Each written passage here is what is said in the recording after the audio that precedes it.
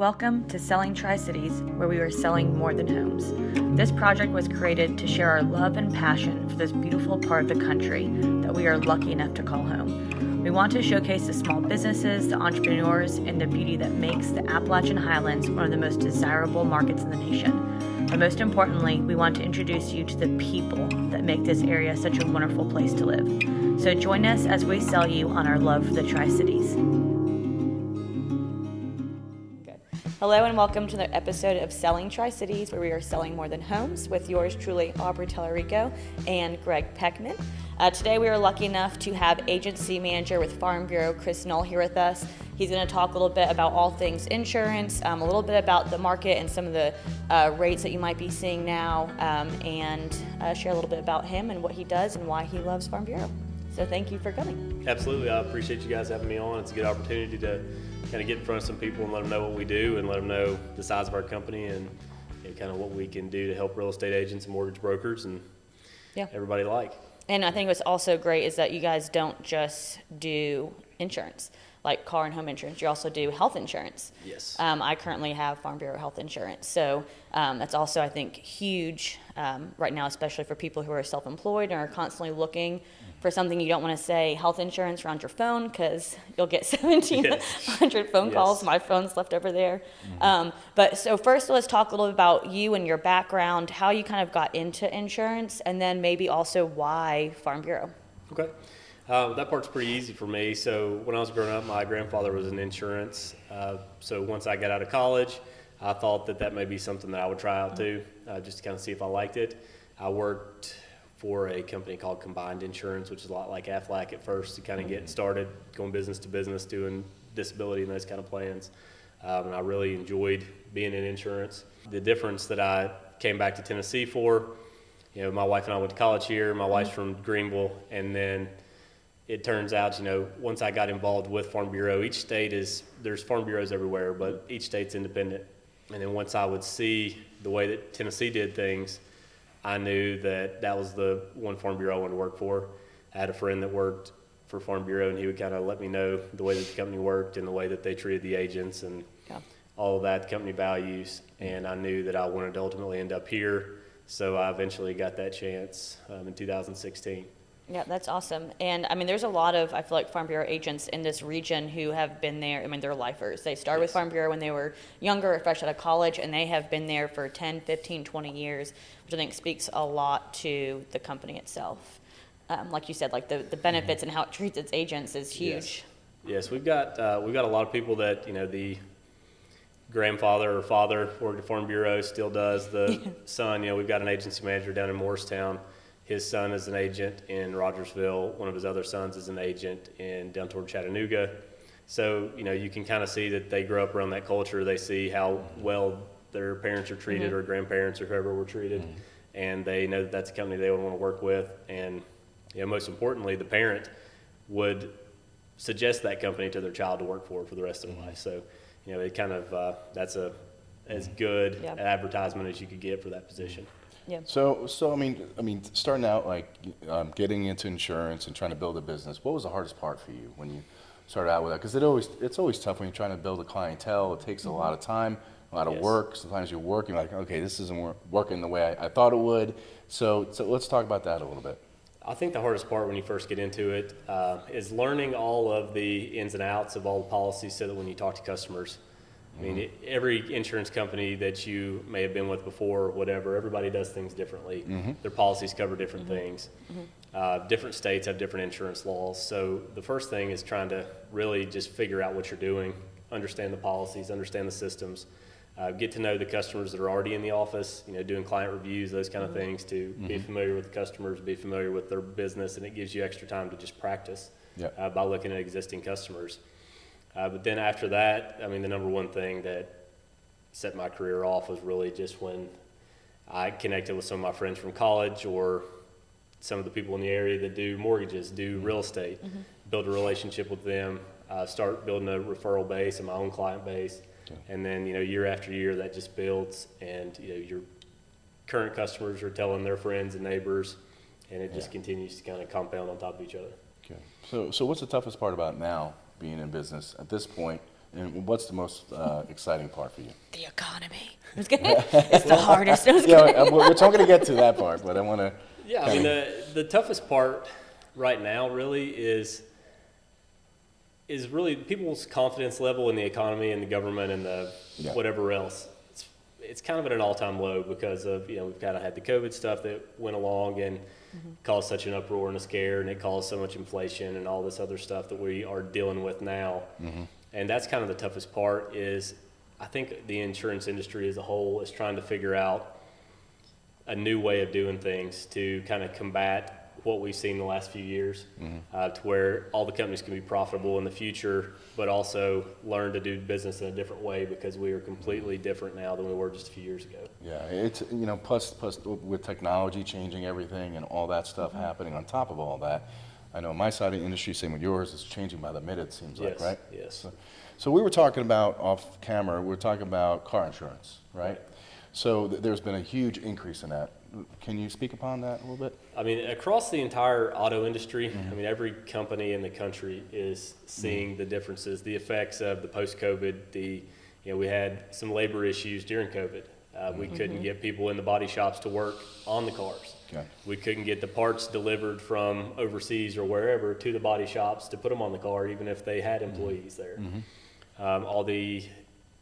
There were several different programs out there to help people out during that time that sometimes discourage people from getting back to work, which then caused the body shops to raise rates of labor to encourage people to come work for them and stay with them instead of hopping around from body shop to body shop.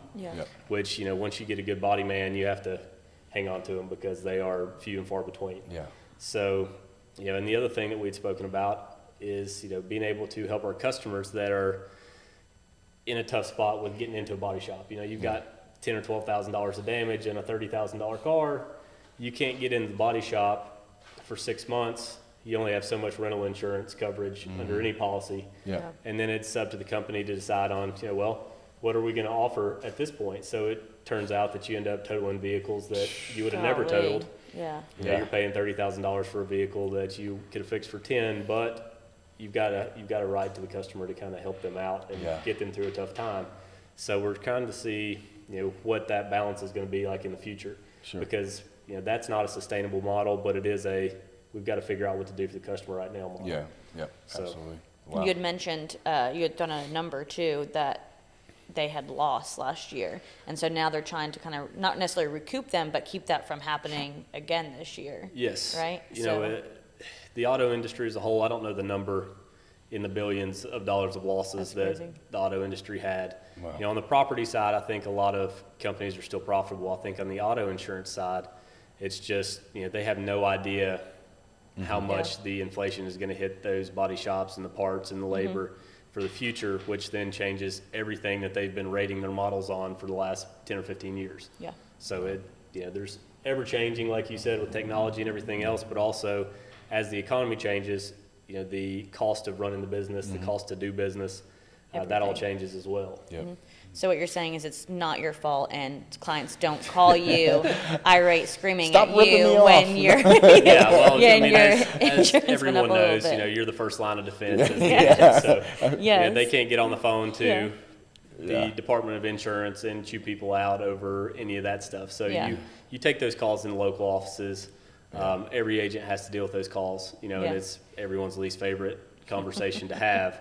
But, as everything else goes, when you go to the grocery store, it's higher. When you go to the gas pump, it's higher. When you go, and all those are the same for any business. So every business that is getting hit with those same increases, in order to stay profitable, they have to have their own increases. So that part is unfortunate, and none of us enjoy it, and it affects me the same as any customer, So it's unfortunate, but it's the reality. So if somebody's buying a house, and obviously they have to get home insurance, what's the biggest thing to be aware of when they start looking for insurance and cover themselves if something does happen? Well, the number one thing that I see, or two things that I see. One, when people get a quote just from some online company that they don't know, they don't have an agent. That part's fine. Some of those companies are still excellent companies. But without being an expert in insurance, you really don't understand what you're getting. You'll put in your address and it'll say, you should insure your house for this much. And you'll say, okay. And, I had a guy that called me not too long ago, and he's like, here's the quote I got online, can you guys match it, or can you guys beat it, or whatever, which is kind of what we get all the time. Yeah.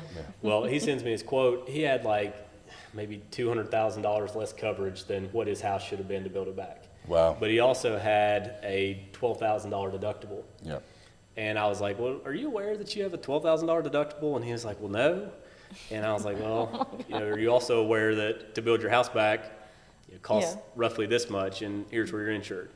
And he was like, no, I didn't. I just kind of put my address in online, and it spit out how and much it pulled it from coverage I should Zillow. have. It pulled his estimate Right. from Zillow. Yes. And that's why the value is wrong. Tell me about those estimates and their accuracy. No, we need to drink. We have a rule that every time we say Zillow, we Yeah. have to drink. Yeah, your or Zillow- Rocket Mortgage. Yeah, Rocket Mortgage or Credit Karma. It's Yeah. the same thing as Zillow. Yes, Way I off. would say I can't imagine how that is for you guys. It's horrible. and It's for you horrible. guys on the Sorry. It's talking about getting shopped and all that stuff. I get it, and Yeah, obviously sorry, I Aubrey didn't mean gets it to too. interrupt you, but No, you're fine. You guys see the exact same things I see, just from a different Angle of a it, different yeah. website or a different angle or a slightly different conversation. But it's the same in every industry where somebody will try to shortcut their way through something, and you have to kind of steer them back to the right direction. Yeah. But it's hard to compare. You say that they see their lender, and this is one thing that's kind of huge for me. When we see a customer come by and they're like, hey, I'm buying a 3,000 square foot house for $275,000. Well, a lot of people are just cover their mortgage. A lot of people want their mortgage covered because they have to. Yeah. But they also don't want any extra. But, at the time that they put down a down payment, they do any of that stuff. If their house were to go, then their down payment goes too. Yes. Because you guys know the very first person to get paid back is the bank. Yep. Their lobbyists have taken care of that. Yes. They want to make sure that they get paid back first, their name's on that policy, and their money's coming first.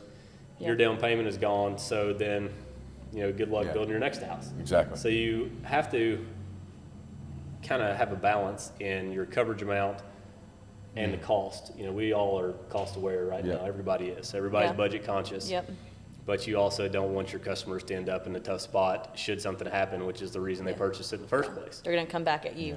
Yeah, I mean, they're going to At come any back rate, and be I like, mean, they're you gonna- told me yeah. that $250,000 was enough. I personally have my entire life through you. Like my life insurance, my health insurance, my car, my auto, our business, our Airbnb. So you take care of everything, which is nice. So one person I can go to, and you guys offer, a lot of, and so even like the life insurance, I think you guys have fantastic policies on that. So I think there's a lot of stuff that you guys offer. It's not just I bought a new home or bought a new car. There's so much that you can do for a person. So talk a little bit more about those services that people maybe don't often think about, where you can take care of it all. Mm-hmm. Yeah, so a little background on Farm Bureau. Farm Bureau Insurance is a mutual company, so that means they're owned by the policyholders. So we have an obligation to our policyholders to keep our expense ratios down at the home office. Try to keep policy rates at a certain amount, try to keep losses down, try to do all of this stuff because we are a mutual company. And part of, we are a domiciled insurance company. We are Tennessee only. But being in just Tennessee, I don't think people understand fully how large we are. We insure between home and autos, we have over 2 million units in Tennessee insured. We've got 680,000 members, which encompasses a lot of the state when you think about the fact that the membership is per the household. So there could be 2, 3, 4 people in a household. Yeah. So, you're looking at well over 1 million people insured in Tennessee. And even just here locally, for example, like Sullivan County, we've, based on membership and Sullivan County population and, figuring that there's more than one person in a household, we're probably insuring about a third of Sullivan County. Well, So that's one because in you every took 3. over Yes, the branch it was up there, it was and about so a tenth of Sullivan County. and now prior to it's 2 a years third. ago. So and now it's a third. But no, I would love to say that, but also it's been okay. around so Yeah. long, and started in the Kingsport and Bluntville areas and spread to some branch offices like mine. But when it comes to that stuff, we are actually in the top 50 largest insurance companies in the country, and we're only in Tennessee. That's pretty crazy. Second largest in Tennessee for all of that. If I'm not mistaken, we insure the most vehicles in Tennessee, but a different company collects the most auto premium in Tennessee. So those are kind of the qualifications to have you rank number one would be more of the premium than the units. But as far as units go, I mean, I've heard some number that's like a third or 40% or something like that crazy. of pickup trucks in Tennessee are all insured with us. I mean, it's an extremely high number of market share for what you see. I mean, most of the time when one of our customers gets hit, they've gotten hit by another one of our customers, which is, it's a good thing and a bad thing. Yeah. It makes the claim process very easy. Yeah. The claims adjusters are in the same office. There you go. Speaking to each other, and they get it figured out fast, and that part's easy. Yeah. But that is kind of Yeah. the risk you have when you grow. Let's talk about, obviously we're talking about insurance, but let's talk about life insurance, okay? So what ages are better to get certain types of life insurance compared to different types of age groups?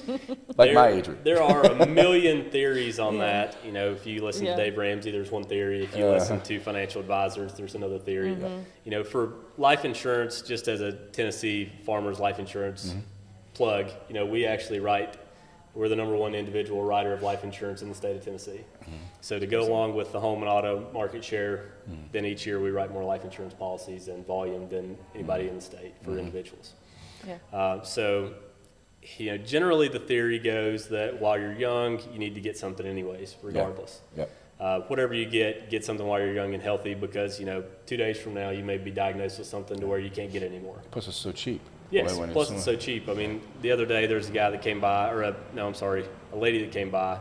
She is a physician here in town. I think she's maybe 32. She got $1 million worth of coverage for like $40.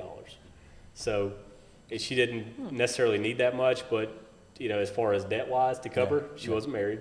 But she was basically like, well, for that difference from $500,000 to $1 million, $13 a month, then I'd be crazy not to take the extra. So, absolutely. I mean, it'd be like a lot more for you though, right now. Yeah, You're not 32. I know, Aubrey. Greg's I'm not talking about me. Yeah, he's 33. Believe There's it or a not, line believe it or not, I'm not between talking 32 about and myself, 33. okay? I'm asking him questions, okay, to help everybody in the It's audience. okay. here. I actually went through, I feel like I put something in my phone. I don't even know what it was, but the text message between me and you popped up, and I put, are you calling me old?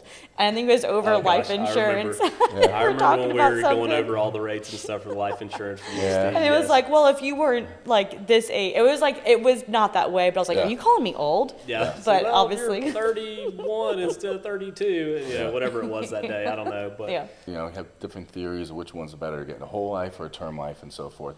From your perspective, what have you seen more of people get?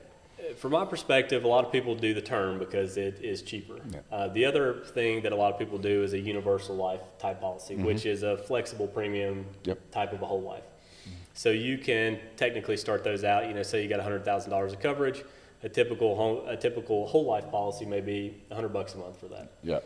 You could start out the universal life maybe at $50 or $60 a month. So a lot more cost effective for you, but that policy is not going to last you till you're 100 years old at that rate. Gotcha. So it allows you to get in the door cheaper on a whole life type policy to build some cash value, but you have to be aware of what you're buying and have an agent that explains it to you, so hey, we're getting you started right here, but we're planning on putting lump sums in the future. We're planning on increasing these premiums in the future.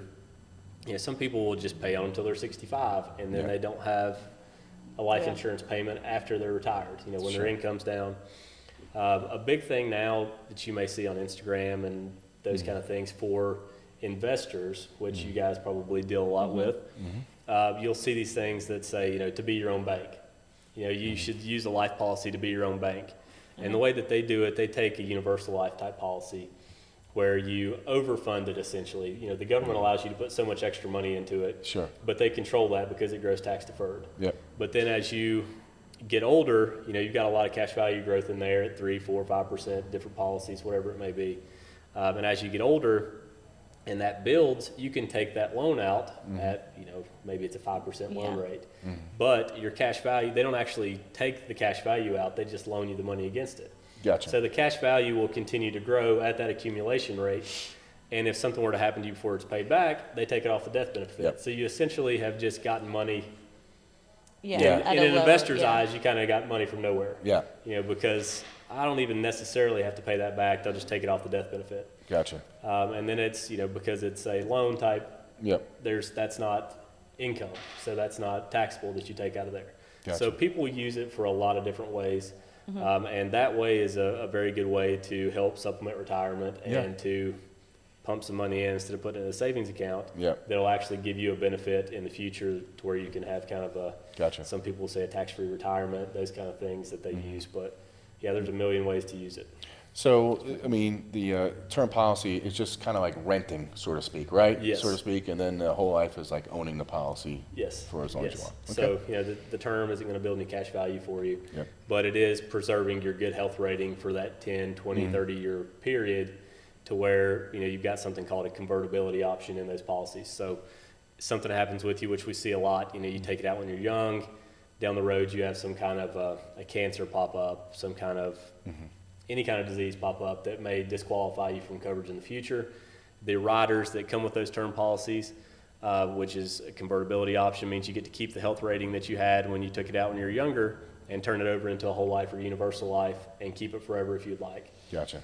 Which is a great option for people to be able to take advantage of. Yeah. So last question too about like the whole kind of like health stuff, but health insurance. I think a lot of people don't know that you guys offer health insurance. Or maybe they do, but there's a lot of, I think entrepreneurship is huge now. So there's a lot of self-employed human beings. And getting, health insurance is, one, it's scary to shop for. It's overwhelming to shop for. It's daunting. It's miserable. It is absolutely. So when I found out that you guys carried it, that I just went straight to you guys because you guys, there's a tons of different options. So I think that is huge. Can you just do like a minute or two just on the health insurance side of things? Oh, it's going to need more than a minute. Talk about the health insurance. Well, I know. Just quick, just a health quick, insurance could be hours. Yeah, just a quick, like brief, I don't know, something that you want people to know of about Farm Bureau's health plans. Yeah, so we've got our own health insurance company, Farm Bureau Health Plans, underwritten through United. So we have tons and tons of insurance clients for health insurance in Tennessee.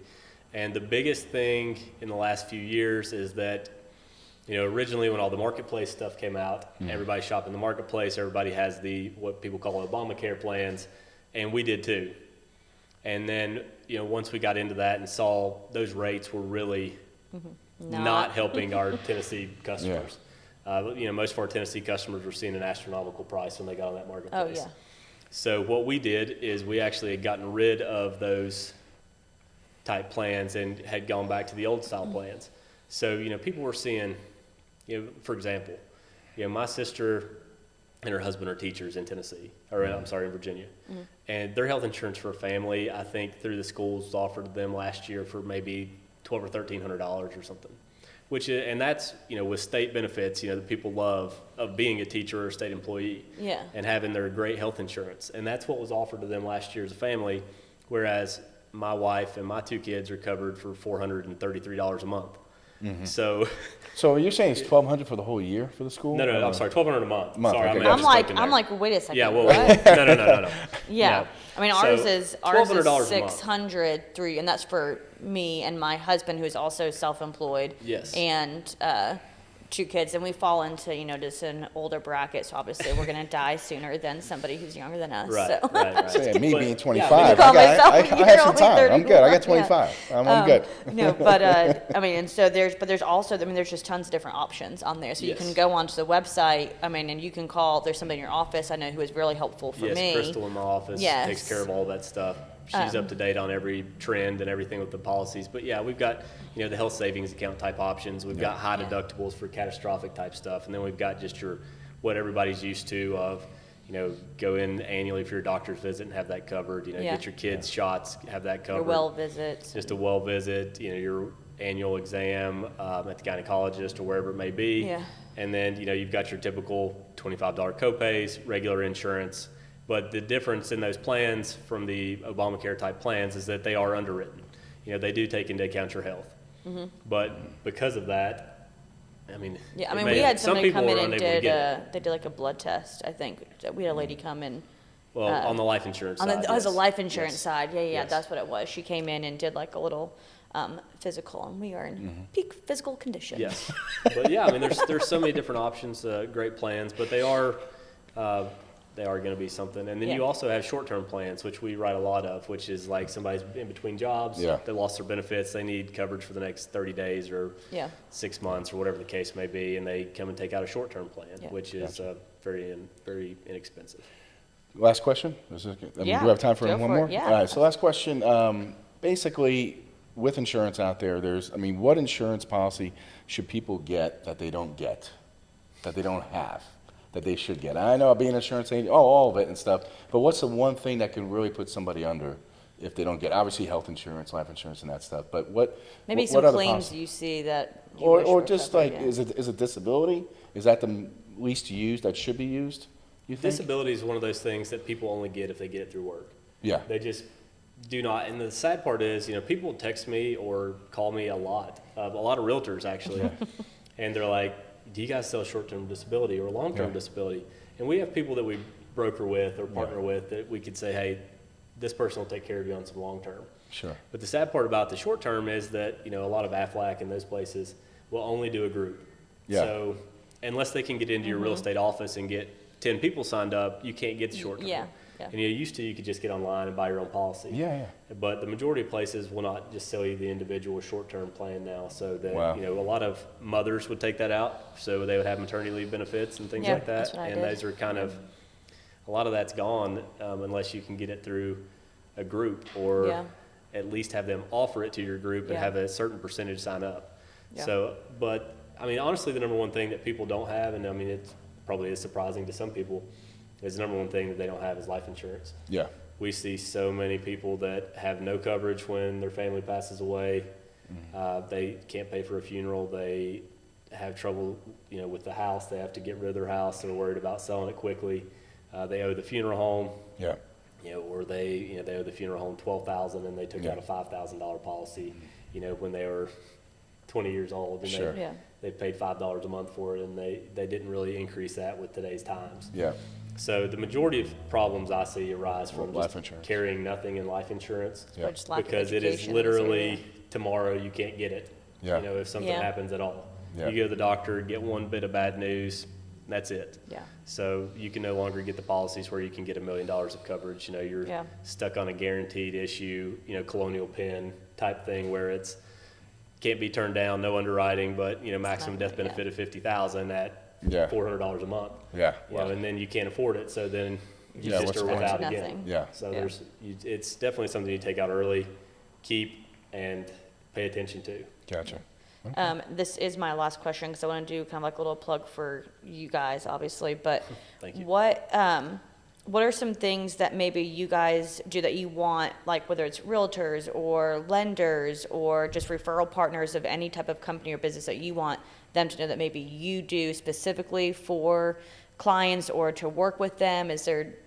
What are you working on right now to build those relationships? Is there something that you want them to know that Yeah, you do? for referral partners, some stuff that you guys both see. We put on an event that maybe we do a marketing class with Deborah Bird, who did an Yeah. awesome job. Yeah, that was And I awesome. still follow her on Instagram I do and watch too. all her stuff every day. I think her stuff is classic. Yeah. Yeah. But, different mortgage brokers put on different events.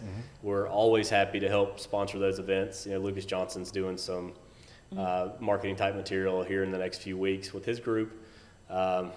A lot of, Greater Impact Realty a few weekends ago had their Impact Day where they give back to charity. And we're always happy to, sponsor a booth, be a Yeah. sponsor for something like that, to give back to charity and also support the groups that support us. Yeah. We are big on that. Anytime that I can Yep. give anything back Yeah. to somebody that is willing to send a customer our way. For me, there are a lot of mortgage brokers and real estate agents that'll do their personal stuff with me. And that to me is the biggest compliment of all, more than anything that anybody could do, is, more than if you just send, exactly. No, but yeah. But if you are in the industry and you see claims and you see rates and you see coverages and you are willing to do your personal business with that person, then that, not just send somebody something because they'll send you a gift card or whatever the case may be. Sure. If you'll do your personal stuff there and you trust those people with it, for me, that's the biggest compliment, and that is something that I pride myself in. Yeah, that's awesome. Well, I thoroughly enjoy and respect you. I trust you very much also, which is why I think we have our business and everything through Yes. you. So we wouldn't do that if we did not trust you. But also I really appreciate the fact that if I need a quick quote for a client who is looking to buy a house, they really need to see what the insurance cost is going to be, the coverage and all that before they submit something, to make sure they feel comfortable. You can get me a quote back in minutes most of the time. I mean, you are right there, you're ready. And I think my clients like, oh my gosh, that was so fast. So I love that you're so quick to jump on it and get stuff done for my customers. It just makes it really easy. The communication with you is really easy. Yes, and I try to, I mean, even though I probably do it more than I should, even when I'm on vacation or whatever, like we were talking about. I try Vacation, to have my phone. that's funny. I try to have my phone and my laptop there with me. Yeah. And because, you know, I have this huge pet peeve of like someone asked me for a quote, like if Gregg was like, hey, we're trying to figure out this loan and get it closed. And I'm like, well, we'll get it to you in the morning. Or I can't stand that because I'm like, you start thinking about it all we day. don't know what that looks like. We're both like, we're at work, like, we're by the like pool. Gregg is going to call someone else. So like we've got to have that done because you know he needs that done and you need that done so your client can put in a solid offer and know what they're going to be looking at expense-wise. You know, I get calls and texts at 7:30 in the morning on Saturdays when real estate agents are showing people properties and they're like, hey, do you have any idea what kind of rate we're looking at here, so they can put an offer in? And I'm like on my phone on, you know, the secure server. It's like I'm on talking there. to Gregg right now. Yeah, I mean it's it's wild. And I'm just sitting there, you know, in bed on a Saturday morning, just figuring up something and calling somebody and send it to them so that they can have a rate at 8 o'clock in the morning on Saturday. I understand the feeling. Yeah, I mean it's you can't put it down. You want to put it down. You need to be present. You need to be with your family, and all that is extremely important. But then you also have a business to build a relationship with customers and to build a reputation with, and you want to be somebody that they know they can get a hold of. And that, you know, you have to kind of walk that line. Absolutely. What is the best way for somebody to contact you? Cell phone and email. You know, even if it's 5:30, 6, 7 in the afternoon, you know, you wouldn't get me at the office, but I think all of y'all give out my cell phone number, and that is perfectly fine. Okay. Most people probably think it's my office number because that's the only way they've ever spoken to me. But I still don't even know your office number. well, yeah, you can Google us. But the office number is great. Email always comes through on the phone. Gotcha. Anytime your client needs anything, they can text, they can call me, leave me a voicemail, I'll get back to them immediately. You know, very simple to get a hold of. And Marissa will put all that information up too, so that way if you have a question, you can call Chris, you can go to their website, you can email him. He's got some fantastic admin who help at the office too, at the branch, who are very quick to answer questions. I couldn't find my car insurance. And I texted you and then immediately called you. I'm like, why am I texting him? I can just call the office and they can send it to me. Why is he dealing with that? And I called the office and you guys both sent me the emails. Within like 30 seconds, I had our insurance policy. ATVs to ride through the mountains. Yes, we were trying to rent the UTV. I stay off ATVs. Yes, you should right now, yes. Don't even look at one. But it was just so quick, boom, done. Luke would have been crushed if we couldn't have rented this UTV because I couldn't find my car insurance policy. So that was very handy. But if you guys have any questions, definitely call Chris, call his team. He's been a huge asset to me and to my clients, to my family. Thank you. So that means a lot to hear you say that. Thank you. Yeah. Anything else, Gregg? I think we wrapped up everything pretty good, right? Well, thank you guys for watching another episode of Selling Tri-Cities, and stay tuned next week. We are selling more than homes. Thank you. If you are a small business owner or an entrepreneur and would like your business highlighted, please call 423-741-2564 or email aubrey.tellerico85@gmail.com. We would love to showcase your business.